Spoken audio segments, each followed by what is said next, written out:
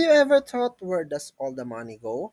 Like seriously, you save 5,000 pesos, then the government builds a skyway, Jollibee opens a branch in Dubai, and your neighbor just got approved for a house loan. Is there some giant vault in Makati where everything gets mixed up? Nope. That's the magic of something called the capital allocation process. And today, we'll explain how it works right here in the Philippines.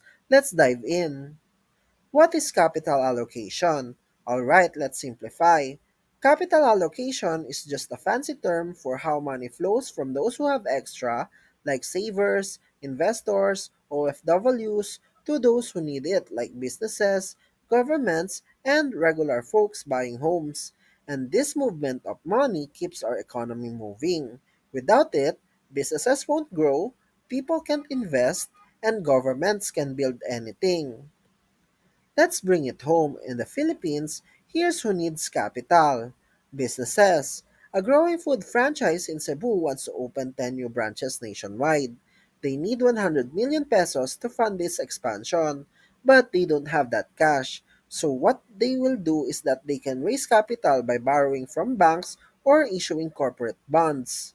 2. Individuals. A young couple in Cavite wants to buy their first home worth 3 million pesos. They only have 600,000 pesos saved. The rest, they'll apply for a housing loan via Pag-ibig or a commercial bank. 3. Government. The government needs billions for Build Better More projects like roads, schools, and railways. So where do they get it? They issue bonds and raise capital from investors. Now, on the flip side, who has capital? Who are the people or entities with extra funds? 1. Ordinary Pinoys. Families' savings for their kids' college. They set aside 5,000 pesos per month into savings accounts, MP2 savings, or maybe GCash Invest. 2. OFWs and corporations.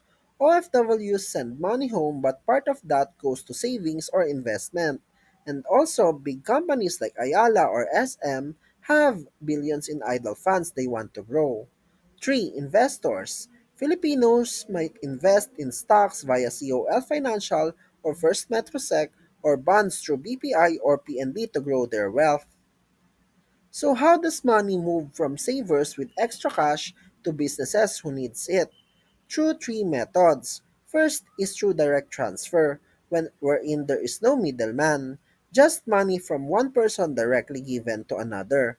For example, a small sari-sari store owner in Quezon City borrows 20,000 pesos from a friend to buy a new freezer for ice cream. Next is via investment banks. The company sells its securities to the investment bank and sells the same to the savers. The investment bank takes on some risk and helps raise funds from the capital markets. Next is via financial intermediary. This is the most common wherein you deposit money in a bank, then the bank lends it to a business, then the business pays interest, and then the bank gives you a tiny slice of that in savings interest. Why this matters to you?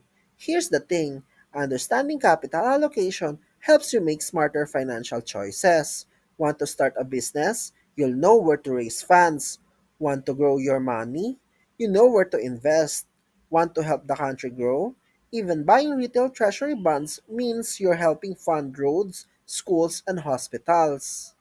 So the next time you deposit money, invest in bonds, or hear that the government is borrowing again, remember, you're part of a system that keeps our economy alive.